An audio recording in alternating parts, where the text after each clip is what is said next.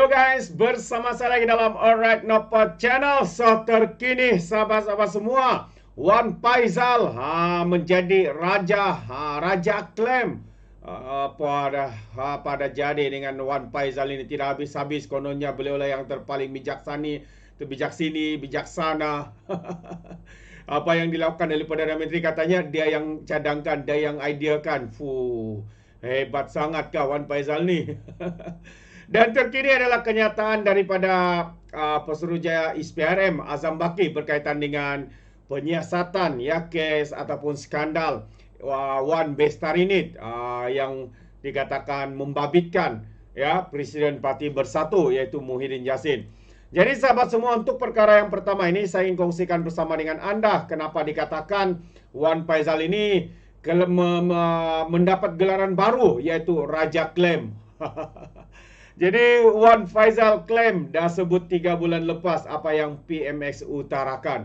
Itu antara perkara yang dibuat oleh Wan Faizal hari ini. Jadi ahli Parlimen Machang, Wan Ahmad Faizal, Wan Ahmad Kamal memberitahu dia sudah membangkitkan apa yang Perdana Menteri utarakan di Rusia sejak 3 bulan yang lalu. Bahkan katanya Ketua Armada Parti Pribumi Parti Bersatu itu dia lebih banyak lagi cadangkan berkaitan polisi dan ekonomi membabitkan Rusia. Alhamdulillah, ini antara kata-kata daripada Wan Faizal ini. Apa yang PMX utarakan semalam di Rusia katanya setelah utarakan yang sama 3 bulan lalu di Saint Petersburg. Malah katanya lebih banyak lagi cadangan dasar dan polisi yang dapat ditingkatkan atau dapat tingkatkan nilai perdagangan dan hubungan dua hala antara Malaysia, Rusia, juga ASEAN BRICS, tulisnya di platform X. Wakil Rakyat Perikatan Nasional yang digantung selama 6 bulan daripada menghadiri sidang Dewan Rakyat itu turut berkongsikan sedutan rakaman video mengenai pendapatnya pada 8 Julai yang lalu. Susulan itu rata-rata warganet menempelak kenyataan Wan Faizal selain mengingatkan kedudukan dirinya yang hanya ahli parlimen pembangkang. Antaranya Nizam Musa menulis, kau ni Wan Faizal cakap tiada siapa kisah pun. PMX cakap dalam EEF, Forum Ekonomi Timur, di depan puluhan wakil negara. Malah Nizam secara sinis menyebut tentang Rusila yang dikenali sebagai kubu kuat Presiden PAS, Abdul Hadi Awang. Katanya dah semestinya PMX akan promosikan negara walau di mana saja dia pergi, termasuklah Rusia. Ups, Rusia. Jadi jangan perasaan sangatlah, katanya lagi. Jadi semalam Perdana Menteri kita menjelaskan dalam lawatan kerja 2 hari ke Rusia, membuka ruang perbincangan cukup luas dan produktif antara beliau dan rakan sejawatnya Presiden Putin.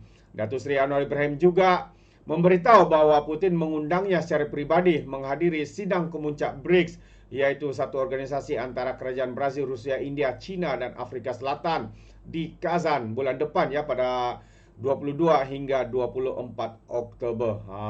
Itu dia. Jadi inilah sahabat semua semua pun mau diklaim Sedangkan ketika mereka menjadi kerajaan, apa yang mereka buat? Tidak ada, sahabat-sahabat semua. Hanyalah mengayakan koroni-koroni, mengayakan diri sendiri, sakau sini, sakau sana, salah guna kuasa dan sebagainya. Itu yang berlaku, sahabat-sahabat semua. Dan kerana itulah sehingga ke hari ini satu demi satu skandal seperti skandal Janawi Akes, projek Janawi Bawah dikatakan pemimpin daripada Bersatu, termasuk jugalah presiden mereka sendiri terpalit dengan skandal ini. Jadi hari ini Wan Faizal ini pula menunjukkan konon-konon dialah yang mengutarakan terlebih dahulu apa yang dikatakan, apa yang dinyatakan oleh Perdana Menteri kita. Sudahlah Faizal, klaimlah apa yang boleh diklaim. Bila jadi kerajaan tak tahu buat kerja, rakyat lagi sengsara masa tu, beras hilang, telur hilang, entah apa-apa lagi. Jadi apa pandangan anda sahabat-sahabat semua? Untuk yang kedua, ini adalah berkaitan dengan Wan Bestarinit. Jadi kenyataan terkini daripada Suruhanjaya Pencegahan Rasuah Malaysia, iaitu Azam Baki. Katanya panggil Muhyiddin atau Najib bergantung siasatan. Itu antara kenyataan daripada pihak ISPRM yang mana mereka belum memutuskan sama ada mereka akan memanggil bekas Perdana Menteri Muhyiddin Yassin dan Najib Razak atau tidak berhubung kes tuntutan palsu Wan Bestari itu. Menurut Ketua Pesuruhjaya ISPRM Azam Baki, penyiasat masih meneliti kes itu dan akan memutuskan pihak yang perlu dipanggil untuk memberi keterangan. Bergantung kepada penemuan siasatan, katanya dalam mesej teks Malaysia Kini ketika ditanya mengenai perkara itu. Tambah lagi, kami akan memanggil pihak yang terlibat, tambah Azam Baki lagi. Jadi dilapor bahawa ISPRM baru-baru ini telah melancarkan siasatan ke atas Wan Bestari Net, projek yang dianugerahkan kepada YTL Communications Sdn Bhd pada tahun 2011 oleh Kementerian Pendidikan berhubung dakwaan pembayaran untuk tuntutan palsu. Dan perlu diingat sahabat semua, Menteri Pendidikan pada ketika itu adalah Muhyiddin Yassin. Dan program 4.47 bilion ringgit itu yang dianugerahkan melalui tender terbuka bertujuan untuk melengkapkan lebih 10,000 sekolah di seluruh negara dan dengan perkhidmatan jalur lebar untuk mewujudkan laman pembelajaran maya. Muhyiddin Yassin adalah Menteri Pendidikan ketika itu, manakala Najib Razak adalah Perdana Menteri. Jadi sebagai sebahagian daripada siasatan, ISPRM telah menyerbu pejabat YTL dan sebuah pejabat kerajaan kedua-duanya di Kuala Lumpur untuk membantu siasatan.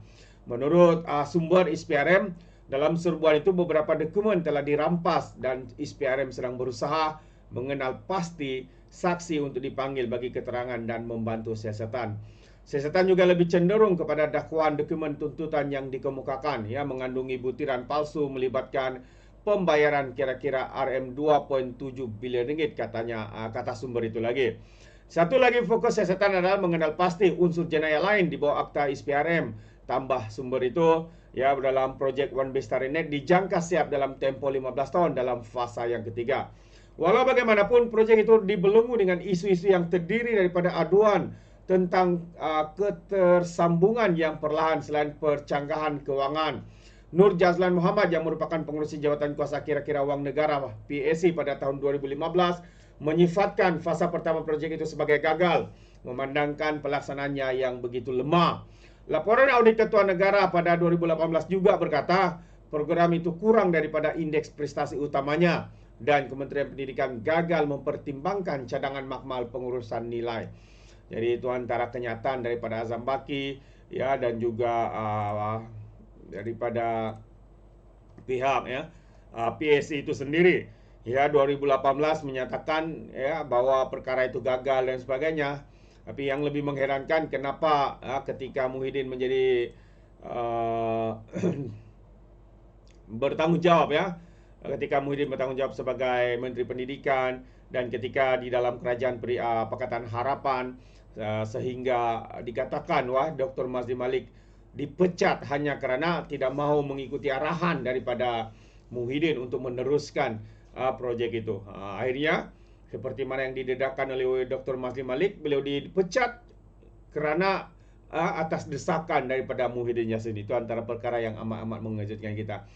Jadi terima kasih, sampai di sini saja. Izinkan saya untuk mengundurkan diri. Dan seperti biasa, peribahasa mengatakan, tak apapun kangkap, 2 tahun keinginan. Dalam bahasa Melayunya, tepuk dada, tanya selera. Sekian daripada Alright Nampak Channel. Saya kita berjumpa lagi. Bye-bye.